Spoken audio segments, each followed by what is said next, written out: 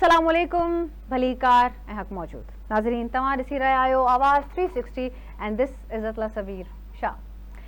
नाज़रीन, US Iran जे विच में ॻाल्हियूं हली रहियूं हुयूं। उन खां पोइ 9 जुलाई ते उन्हनि जे सुप्रीम लीडर आयतुल्लाह ख़ामेनेई खे दफ़नाइणो हुयो मशहद में।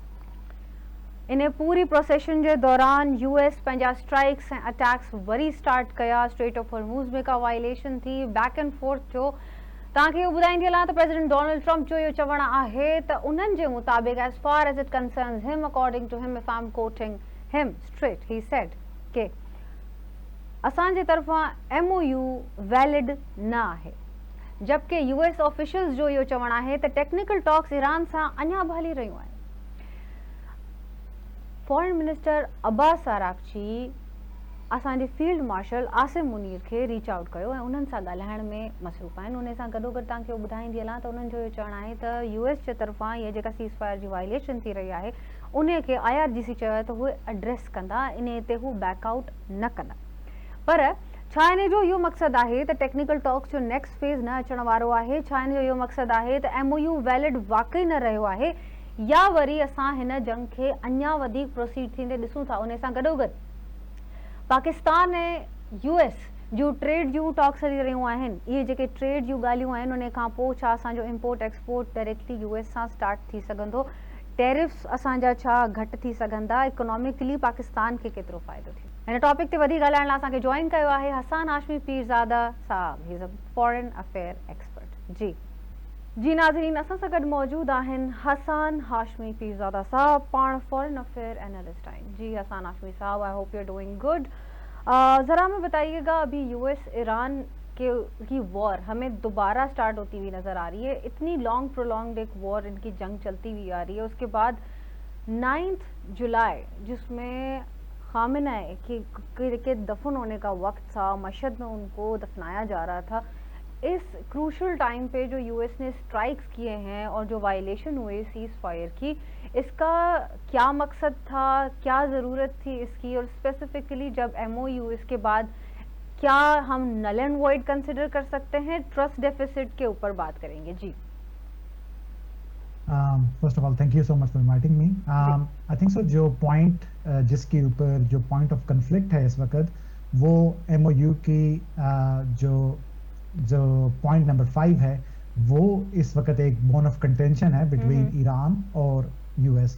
जो उसकी इंटरप्रिटेशन है वो जो है वो मसला कर रही है। बिकॉज ईरान जो उस पैराग्राफ को समझने की जरूरत होगी, बिकॉज उस पैराग्राफ के मुताबिक ईरान कमिट करता है कि वो फैसिलिटेट करेगा फ्री कमर्शियल पैसेज को फॉर 60 डेज और एक कंप्लीट डी माइनिंग और ऑब्स्टेकल रिमूवल करेगा विद इन 30 डेज, और उसके बाद वो ओमान के साथ एंगेज करेगा और अदर जो स्टेट्स, लिटिल स्टेट्स हैं, regarding future management of state of Hormuz. अब जो ईरान की इंटरप्रिटेशन है इसके हवाले से, तेहरान इंटरप्रेट इसको कर रहा है कि उसको रिक्वायरमेंट है अपनी अरेंजमेंट बनाने की, make arrangements to recognition of उसकी जो सॉवरन अथॉरिटी है स्टेट ऑफ हॉर्मस। जबकि जो US का व्यू है, US जो है वो अपनी कोऑर्डिनेटेड लेन्स के थ्रू जो है वो वहां पे एक जो flow of passage of commercial ships है वो चाहता है।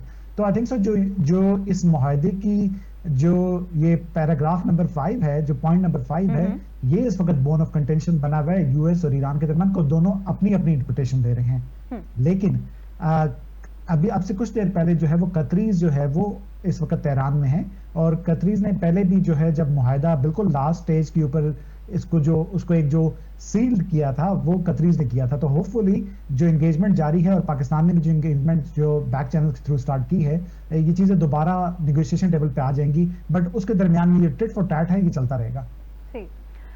सर, जो टेक्निकल टॉक्स हैं दैट मीन्स कि वो अभी कंटिन्यूड हैं, टेक्निकल टॉक्स हमारी रुकी नहीं है, जबकि जो इम्पोर्टेंट पोजीशंस पे हमारे लीडरान हैं उनकी जो है वो स्टेटमेंट जो है वो रुकी नहीं है। जैसे अभी हम डोनाल्ड ट्रंप की भी बात करें तो उन्होंने बड़ा क्लियरली अपने स्टेटमेंट में बोल दिया कि MOU उनके लिए नल एंड वॉइड है, MOU वो कंसिडर ही नहीं कर रहे। He as far as he said, and I would like to quote कि as far as I am concerned it's no longer valid.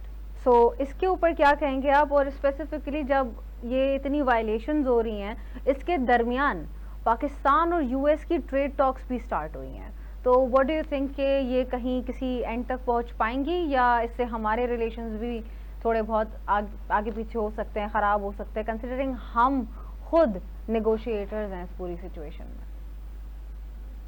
I think जो टेक्निकल टॉक्स की जो टर्मिनोलॉजी है वो इस वक्त शायद जो है वो पॉज के ऊपर हो। ये दोबारा से इसको रिवाइव करने की जो नेगोशिएशन है वो इस वक्त जारी है, जिसके लिए कतरीज, इजिप्शियंस, टर्किश और पाकिस्तान जो है वो इसके ऊपर बैक चैनल मदद कर रहे हैं। कतरीज इस वक्त जो है वो तेहरान में मौजूद है। जहां तक प्रेसिडेंट ट्रम्प की बात है, प्रेसिडेंट ट्रम्प, सर आपको लगता है कि कतर, इजिप्ट और पाकिस्तान किसी तरीके से दोबारा टेक्निकल टॉक्स रिवाइव कर भी पाएंगे? बिकॉज इतने सारे नेगोशिएशन अटेम्प्ट्स के बाद, इवन आफ्टर स्विट्जरलैंड टॉक्स, ये वाले जो वायलेशंस हैं वो हमें एंड होते हुए नजर नहीं आ रहे, and they make it to the headline every other day. Exactly, आप बिल्कुल ठीक कह रही हैं। लेकिन जो दरअसल इसको समझने के लिए ऑब्वियसली जो ईरान का जो अंदर डोमेस्टिक पॉलिटिकल स्पेक्ट्रम है उसको समझने की जरूरत है, बिकॉज उसके अंदर बहुत ज्यादा डिवाइड एक मौजूद है। उसका जो एक हमें प्रीव्यू है वो इस लास्ट जो 3 से 4 दिन में, 5 दिन में जो वहां पे फ्यूनरल सेरेमनीज रही हैं उसके दरम्यान में मिला है कि जो एक लोगों का जो पॉलिटिकल साइड है उसके लिए उनका क्या बिहेवियर था, और जो उनकी जो मिलिट्री साइड है उसके लिए अवाम का वहां पे कैसा बिहेवियर था। तो मैं उसको ज्यादा एक्सप्लेन नहीं करूंगा, बट जिन जिन लोगों ने उन चीज को देखा है वो उस चीज के अंदर से वो ग्रास्प कर सकेंगे कि वहां पे एक जो मोमेंटम है, जो वेव है, वो ईरान में किस तरफ है। तो आई थिंक सो वो बहुत जो है वो ज्यादा जो है वो एक प्रिवेल कर रही है इस वक्त इन स्ट्राइक्स के ऊपर जो की है। बिकॉज कतरीज या सऊदीज, उनके साथ आपके सऊदीज वफ्द जो है वो वहां पे तेहरान जाता है फ्यूनरल में जाने के लिए, कतरीज जाते हैं, लेकिन उसके बावजूद आप उन 2 जहाजों को अटैक कर रहे हैं जो उन दोनों कंट्रीज की मलकियत है। तो आई थिंक सो बैक एंड के ऊपर जो है वो चीजें वहां पे भी इतनी स्मूथ नहीं है। मैं वापस आऊंगा आपके पहले सवाल के ऊपर जो प्रेसिडेंट ट्रम्प का था, कि प्रेसिडेंट ट्रम्प जो है वो तरह के बयान बिल्कुल देते हैं और वो पुश करते हैं कॉर्नर में लाने के लिए, ताकि वो अपनी एक डील जो है वो उसके अंदर से निकाल सके। उनकी जो सारी जिंदगी है वो उसी बिजनेस के डील के ऊपर रही है जहां पे वो प्रेशर टैक्टिक्स इस्तेमाल करके डील्स को करवाते हैं। तो आई थिंक वो उसी को इसी तरीके से प्ले कर रहे हैं। जहां तक पाकिस्तान की बात है, उन्होंने उस मौके के ऊपर भी नेटो की जो समिट के दरमियान भी उन्होंने कहा कि हमारे मीडिएटर्स बहुत अच्छे हैं। पाकिस्तान का नाम नहीं लिया, लेकिन उनको एक ही मीडिएटर है जो पाकिस्तान जो मेन उसके ऊपर रहा है कतरीज के साथ, तो उनके लिए उनके अच्छे अल्फाज थे। तो आई थिंक सो जो भी टॉक्स होंगी या जो भी जो हमारा स्ट्रेटेजिक अलायंस है यूएस के साथ, वो बरकरार रहेगा और वो इस चीज से इफेक्ट नहीं होगा जो ईरान की सिचुएशन चल रही है हमारे पर्सपेक्टिव के हिसाब से। सही। सर अगर ये हमारी टॉक्स के बाद और इन पूरे बैक एंड फोर्थ के बाद हमारा रिलेशन और हमारी नेगोशिएशन अफेक्ट नहीं होगी, तो डू यू थिंक कि ये बहुत बेहतरीन और सही वक्त है to crack a deal with US for trade? And if it is so, तो क्या आपको क्या नजर आ रहा है, कितनी इकोनॉमिकल ग्रोथ आपको नजर आ रही है पाकिस्तान की होते हुए अगर हम ये डील क्रैक कर लेते हैं विथ यूएस? देखें, मैं तो सिर्फ जो है वो यूएस के साथ नहीं, पाकिस्तान की इस वक्त जो स्टैंडिंग ग्लोबल सतह के ऊपर है, पाकिस्तान को ये चीजें बहुत ज्यादा और यूटिलाइज करने की जरूरत है, बहुत एक्टिवली। सिर्फ ट्रेड के हिसाब से हम जो है वो उनसे टैरिफ के अंदर जो है वो कंसेशन ले सकते हैं और बहुत सारी चीजों के ऊपर जीरो टैरिफ के ऊपर जा सकते हैं, या बिल्कुल माइन्यूट टैरिफ के ऊपर जाके अपनी हम एक्सपोर्ट्स जो है वो जो हमारी जीरो टैरिफ की आपको पॉसिबिलिटी कितनी नजर आती है वैसे रियलिस्टिकली? रियलिस्टिकली शायद कुछ चीजों के ऊपर यूएस देने के तैयार हो। इस वक्त आप जो है वो you are in very good books, ठीक है, आपकी जो जो आपका इंटरेक्शन लेवल है ट्रम्प एडमिनिस्ट्रेशन के साथ वो द हाईएस्ट लेवल है। मींस ये पाकिस्तान की तारीख के अंदर जो है वो इतनी हाई लेवल के ऊपर एक जो कनेक्शन है, जो वेव लेंथ है, वो कभी भी नहीं रही। तो दिस इज वेरी गुड। और पाकिस्तान को मैं अगर देखूं, और I will put it in the broader perspective, Pakistan इसको इस सारी डिप्लोमेटिक जो एक विन है पाकिस्तान की, उसको यूज कर सकता है इंडिया के नैरेटिव को काउंटर करने के लिए वर्ल्ड स्टेज के ऊपर। आप इसको काउंटर करने के लिए यूज कर सकते हैं जो आपके साथ बलूचिस्तान में हो रहा है, जो बलूचिस्तान के जो नैरेटिव है उसको आप जो है वो दुनिया के सामने पेश कर सकते हैं और बता सकते हैं कि इस सारे टेररिज्म के पीछे जो है वो इंडिया का हाथ है, और आप इसको ग्लोबल स्टेज पर ले सकते हैं और आपकी पजीराई भी इस वक्त होगी। आई थिंक सो जो the people obviously who are making those decisions can make so much moves, और जिसकी वजह से पाकिस्तान जो है वो अपने कार्ड्स बड़े राइटली प्ले कर सकता है इस स्टेज के ऊपर।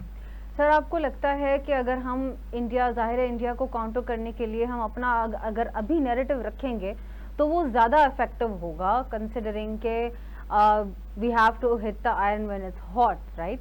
तो क्या आपको और कोई चीज़ें और एवेन्यूज़ नज़र आते हैं in terms of foreign affairs के हमें और कौन से एवेन्यूज़ पे पाकिस्तान को प्रेजेंट करना चाहिए, फॉरेन पॉलिसी के तहत कौन से चेंजेस आने चाहिए, हमारी इंगेजमेंट किस ऑर्गेनाइजेशन, इंटरनेशनल ऑर्गेनाइजेशन के साथ बढ़ चढ़ कर होनी चाहिए ताकि इस मोमेंट पे हमारी जो पाकिस्तान की पोजीशन है हम उसका बेहतरीन इस्तेमाल कर सकें? I want your suggestion sir. I think सो मेरे हिसाब में पाकिस्तान को इस वक्त जो सबसे मेजर है वो यूटिलाइज करने की है। जो पाकिस्तान में इंटरपोल के ऊपर वारंट्स निकाल के रखे हैं बलूचिस्तान में जो टेररिस्ट हैं उनके ऊपर यूटिलाइज करने के लिए पाकिस्तान को अपना डिप्लोमेटिक प्रेशर जो है वो स्विस हुकूमत और जो बाकी जो यूरोप के ममालिक हैं उनके ऊपर यूटिलाइज करने की ज़रूरत है और उनको बताने की ज़रूरत है कि सारे चीज़ के पीछे जो स्पॉन्सरशिप है, जो मनी ट्रेल है वो इंडिया से आती है। आपको वो लिंकेजेस और वो जो प्रूफ्स हैं वो प्रेजेंट करने की ज़रूरत है वर्ल्ड स्टेज के ऊपर, ताकि जो आपकी जो बात है उसकी सुनवाई उन ऐवानों में हो सके जहाँ पे फैसले होते हैं। उसके अलावा जो पाकिस्तान को जरूरत है, पाकिस्तान इसको जो है वो यूनाइटेड नेशन में, सिक्योरिटी काउंसिल में, पाकिस्तान की यूरोपीय यूनियन में आप जो है वो Turkey is a part of NATO, Turkish आपके साथ बहुत अच्छे हैं, आप उनको इन्फ्लुएंस करने की जरूरत है। आई थिंक सो बहुत सारी चीजें पाकिस्तान बहुत सारे जो स्टेजेस के ऊपर कर सकता है, बिकॉज इंडिया आपके खिलाफ मुसलसल जो है वो ये चीजें कर रहा है। वो फैटफ के अंदर दोबारा जाने की बात करता है, आपको दोबारा फैटफ की ग्रे लिस्ट में डालने की बात करता है। तो हमें भी जो काउंटर नैरेटिव है जो वो उतना ही स्ट्रांग रखना चाहिए ताकि जो हमारा जो पॉइंट ऑफ व्यू है इस वक्त सुनने को दुनिया तैयार है, हमें सिर्फ सुनाने की जरूरत है। बिल्कुल सर, अगर हमें ये सारी पोजीशनिंग करने की ज़रूरत है और कहते हैं कुछ टन घंटे के लिए मान भी लेते हैं कि हमारी लेट से हमारी डील क्रैक हो जाती है यूएस के साथ, कंसिडरिंग कि अभी ईरान और यूएस के बीच में जितनी बैक एंड फोर्थ हुई है, Pakistan as a mediator role play कर रहा है, उसके बावजूद एमओयू के बावजूद मल्टीपल सीज फायर के वायलेशंस हुए हैं। तो अगर हम इस वक्त कोई डील क्रैक करते भी हैं एटलीस्ट ड्यूरिंग ट्रम्प एडमिनिस्ट्रेशन, क्या आपको लगता है कि वो कितनी वायबल होगी, कितनी डील वो रिलायबल होगी, कितना हम उसकी जो है लाइफ पे रिलाय कर पाएंगे कि ये डील कहीं जा नहीं रही है और ये फाइनल है? क्योंकि हिस्टोरिकली अगर हम देखें तो काफ़ी इनका जो है वो बातें तब्दील होती नज़र आती हैं यूएस की। आपने बिल्कुल सही कहा। जो ट्रम्प एडमिनिस्ट्रेशन है वो जो जिस तरह चीज़ों को प्ले करती है और कभी फ्रेंड और कभी फो वाला जो फ्रेंड एंड एनिमीज वाला जो चक्कर है वो चलता है। आई थिंक सो बट हम इस वक्त जो है वो यूएस की ज़रूरत है, बिकॉज हम उस स्टेज के ऊपर हैं जहाँ पे हम इस रीजन के अंदर जो है वो पीस को ओरिजिनेट कर सकते हैं और इस वजह से सिर्फ ईरान के साथ ही नहीं, हम बाकी जो कंट्रीज जो हैं उनके साथ भी हमारा जो डिप्लोमेटिक लेवल पे जो इस वक्त एक हमारा कनेक्शन है वो बहुत अच्छा है। तो यूएस ऑब्वियसली इन सब चीज़ों को जो है वो स्टडी करते हैं। तो आई थिंक सो हमारी डील्स किसी भी लिहाज से बहुत सेफ है। हमारी जो लीडरशिप है वो बहुत अच्छी स्टैंडिंग के ऊपर है ट्रम्प एडमिनिस्ट्रेशन के साथ। So the government to government interaction जो है वो इस वक्त हाईएस्ट पॉइंट के ऊपर है। तो आई थिंक सो चीज़ें जो है वो स्मूथली रन करेंगी पाकिस्तान के लिहाज से, बिकॉज मैं हमेशा ये कहता रहा हूँ कि लोग समझते हैं कि ये ईरान का जो इशू है ये it will die down in the next 1 महीने 2 महीने 3 महीने, लेकिन ये कॉन्टिन्यूस इशू है जो बरकरार रहेगा अगले काफी साल आने तक के लिए भी। को जो एक प्रॉपर एग्रीमेंट है वो अगले 1 या 2 महीने में साइन नहीं होगा, उसके लिए साल 2 साल या 3 साल भी लग सकते हैं, बिकॉज ईरानीज हमेशा बहुत टाइम देते हैं एक एग्रीमेंट के ऊपर। So I think so Pakistan still जरूरत है सिर्फ यूएस की और नहीं बाकी पूरी दुनिया के लिए भी। ओके सर, हसन हाशमी साहब, thank you so much for joining. जी नाज़रीन, तव्हां ॿुधी रहिया आहियो हसन हाशमी पीरज़ादा खे। ॾिठो वञे त अमेरिका ऐं पाकिस्तान जो रिलेशनशिप हींअर बहितर खां बहितरीन पोज़ीशनिंग में आहे, बहितर खां बहितरीन स्टैंडिंग हींअर पाकिस्तान रखी वेठो आहे यूएस सां, कंसिडरिंग कि पाकिस्तान फैसिलिटेटर आहे बिटवीन ईरान एंड यूएस। चाहे जेतिरा बि सीज़ फायर्स हुजनि या जेतिरा बि सीज़ फायर जा वायलेशंस थींदा हुजनि, इट इज़ अनडिनाएबल कि पाकिस्तान पंहिंजी कोशिश पूरी करे रहियो आहे। इन जे विच में यूएस ऐं पाकिस्तान जूं ट्रेड टॉक्स जेके हली रहियूं आहिनि, इन में उम्मीद आहे त पाकिस्तान इकोनॉमिकली बहितर तरीक़े सां फ़ाइदो वठी सघे थो इन जो, अगरि शॉर्ट टर्म या लॉन्ग टर्म बि पॉलिसीज़ जी तरफ़ वञणु चाहे, even if it is Trump administration और नॉट। कंहिं तरीक़े सां पाकिस्तान ने अपॉर्चुनिटी खे, इन पोजिशनिंग खे, ग्लोबल इंटरनेशनल पोजिशनिंग जेका पाकिस्तान जी हींअर आहे उनखे यूटिलाइज़ करण जो बहितरीनु वक़्तु आहे हींअर पाकिस्तान वटि। इन ते वधीक ॻाल्हाईंदासीं। हींअर हलूं था हिकिड़ी शॉर्ट कमर्शियल ब्रेक जी तरफ़। ब्रेक खां पोइ तव्हां सां वापसि मिलंदासीं ऑन आवाज़ 360।